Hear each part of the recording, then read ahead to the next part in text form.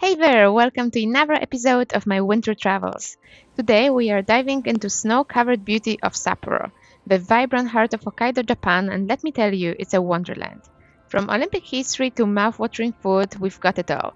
So make sure you hit that subscribe button to follow along on more snowy adventures. Now, let's get started.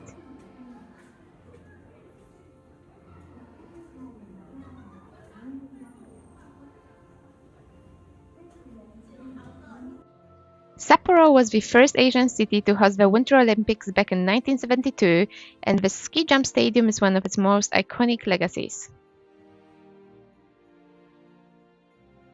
Have you ever watched ski jumping on TV? Let me know if you did in the comments. I did growing up in Poland. Ski jumping is basically a national sport there, so this place holds a special spot in my heart. Seeing these jumps in real life, though, completely different story.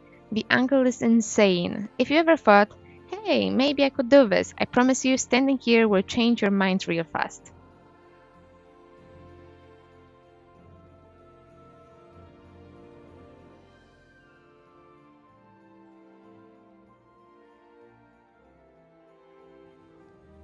After visiting the ski jumping stadium, you can also visit the local Olympic museum that shows you the history of winter sports here in Sapporo.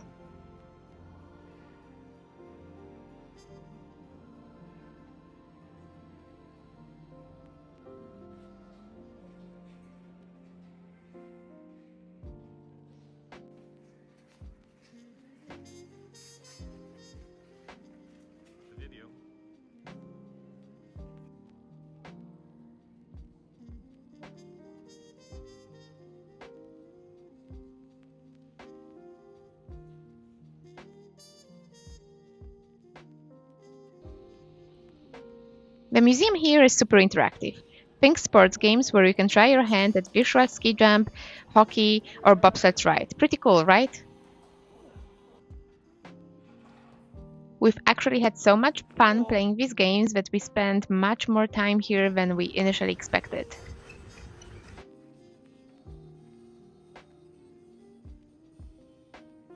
If you want to visit the most important shrine in Hokkaido, this is it, Hokkaido Jingu. Located inside Maruyama Park, this shrine has been a spiritual center of Hokkaido since 1869. It was built to honor the Shinto deities that protect the island, including Emperor Meiji, the guy responsible for modernizing Japan. But history aside, let's be real. The best time to visit this shrine? Winter. The whole place looks like something straight out of painting. Snow piles up on the curved rooftops, the towering cedar trees stand completely still, and if you are lucky, you might even spot a few of wild Ezo squirrels bouncing through the snow.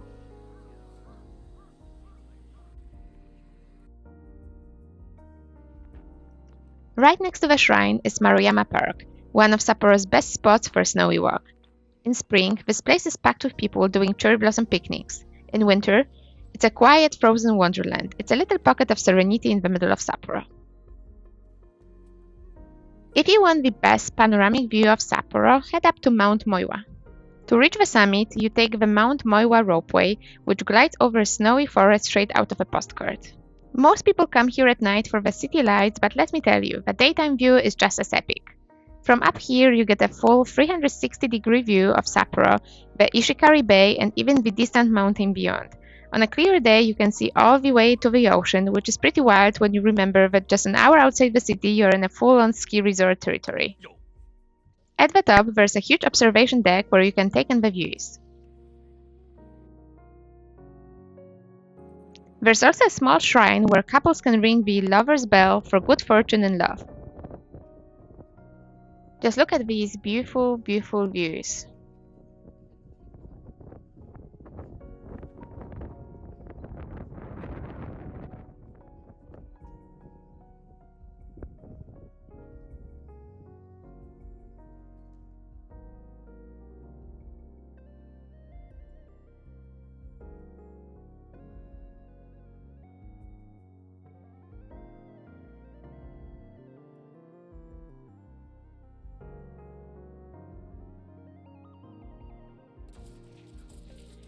Sapporo is world famous for its snow and ice festival, where entire buildings get sculpted out of ice.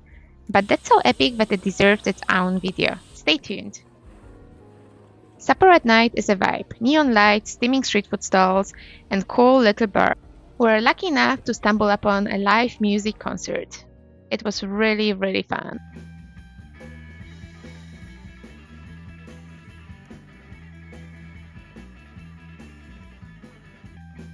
Hokkaido University isn't just one of Japan's top schools, it's also one of the best places for a winter stroll in Sapporo. Located just a short walk from Sapporo Station, this campus is huge. It spans nearly 2 square kilometers, making it one of the largest university campuses in Japan. The university's most famous landmark, a statue of Dr. William S. Clark, an American professor who helped establish the school back in 1876. His famous last words to his students were, "Boys, be ambitious." And while it is an inspiring quote, I have to say, what about the girls? If you ever had a souvenir from Hokkaido, chances are it was a Shiroi Koibito cookie. These white chocolate-filled biscuits are insanely popular, not just in Japan, but worldwide. And in Sapporo, you can actually visit the place where the magic happens. First, you can explore the history of chocolate in the little museum. Then, you can watch the cookies being made from behind glass windows, rows and rows of biscuits moving down the conveyor belt, getting filled with creamy white chocolate. We haven't done it because we didn't have enough time, but you can also decorate your own cookies in a hands-on workshop. Why is Shiroi Koibito so special? These cookies have been around since 1976 and are made with high-quality Hokkaido buttered milk. Unlike regular white chocolate, Hokkaido's dairy makes it extra smooth, rich, and not overly sweet. The area outside the factory feels as if you've entered a European-style fantasy village. There are cobblestone streets, vintage-style buildings, and twinkling lights everywhere, which makes this place especially magical in winter. Some buildings look a bit out of place, but hey, that's a vibe.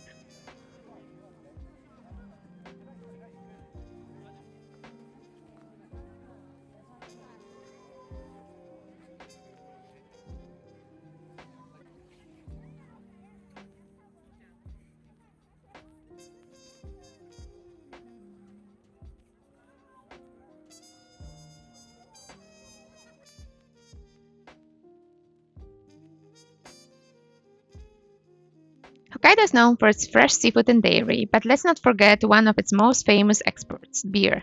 And there's no better place to experience it than at the Sapporo Beer Museum.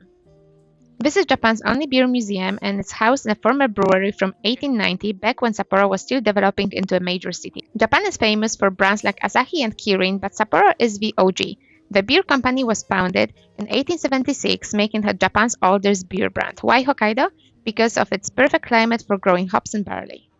Fun fact, the star logo on Sapporo beer represents the pioneers who settled in Hokkaido, kind of like this beer was pioneering Japan's brewing industry. I really loved to be part of a museum exhibiting old vintage advertisements. They're so cool. After walking through the exhibits, it's time for the real reason we came here, beer tasting. There are a few options to try here. The classic Sapporo lager, this is the original Sapporo beer recipe from the 1800s and you can't find it in stores. Sapporo Black Label, a smooth balanced beer that's favored all across Japan. Sapporo Classic, only sold in Hokkaido, making it a must try while you're here. I think I like the first one most because of its nice hoppy flavor.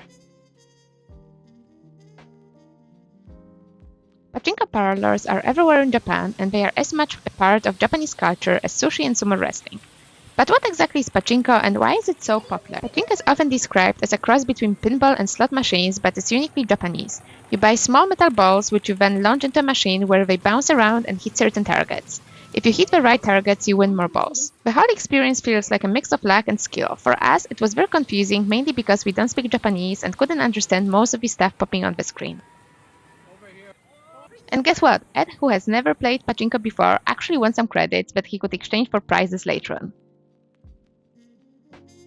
There are other games that are staples in Japanese arcade culture, including claw machines and gachapon. Gachapon are iconic capsule toy vending machines that are a great way to collect quirky souvenirs without breaking the bank. I got this hilarious stretch baby.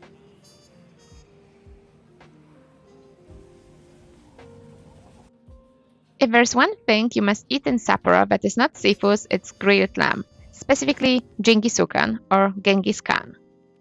This dish is basically Hokkaido's answer to barbecue and it's been a local favorite for over a century. Why is it called Genghis Khan? The name is a bit of a mystery, but there are a couple of theories. First, some say it's because lamb was a popular meat among Mongolian warriors back in the day. Others say that more traditional grills look like Mongolian soldier helmets. We also ordered some local scallops and veggies to go with the lamb, as well as some rice and kimchi. We actually made our own kimchi rice. If you're a meat lover, this is one Sapporo experience you can't skip. It's fun, it's interactive, and there's something ridiculously satisfying about cooking your own meal on a sizzling hot grill in the middle of winter.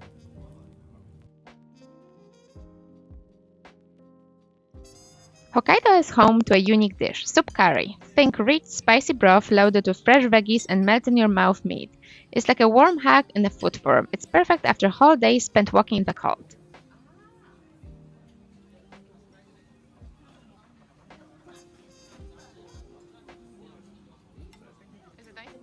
Hokkaido dairy is on another level.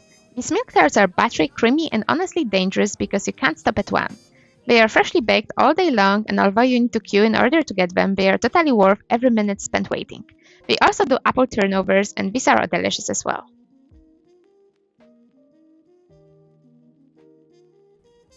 We also tried Hokkaido-style braised pork cutlet.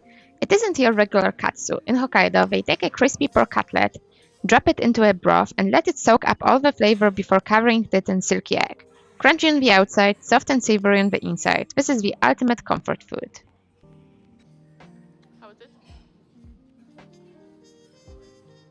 Now, here is something we didn't expect to find on our adventures in Sapporo: Hokkaido sparkling wine. Funny enough, the grapes are imported from the Canadian Niagara region. Yep, you heard that right. And after taking a sip, we both agreed it tasted super similar to our local Canadian bubbles. Who knew Hokkaido could give us a little taste of Canada? It was a delightful surprise, and if you love wine, it's definitely worth trying while you're in the area.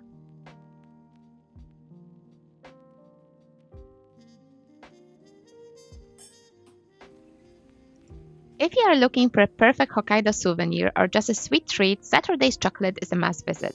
This local spot makes the creamiest, richest chocolate thanks to Hokkaido's premium milk. We tried their hot chocolate with fresh whipped cream, iced whipped coffee with coffee jelly, and parfait dessert. And let me tell you, they were all absolutely delicious. It's not just a great place to satisfy your sweet tooth, it also makes for a perfect gift to bring home. So if you are looking for something uniquely Hokkaido to take back, Saturday's Chocolate is a sweet choice.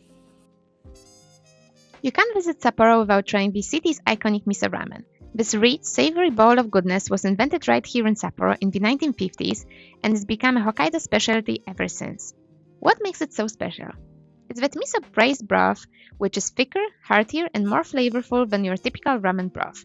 Add in some butter, corn, and tender noodles, and you've got yourself a perfect winter comfort food.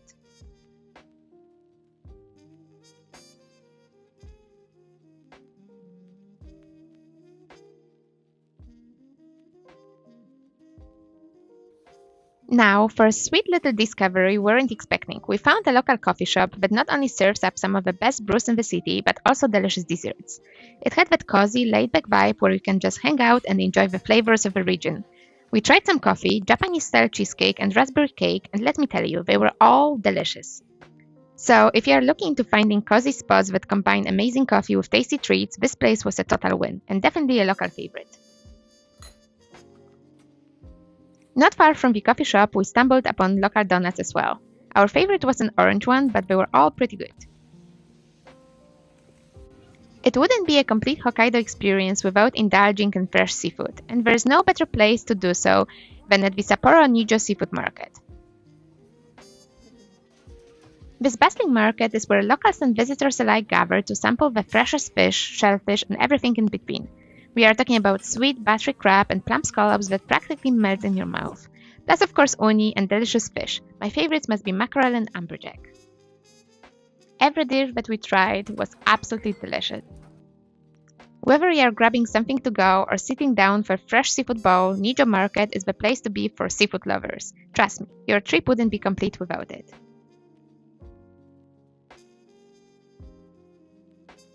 And that's a wrap on winter in Sapporo. If you enjoyed this, make sure to hit that subscribe button and turn on notifications. I've got even more Sapporo adventures coming, including a full snow festival video.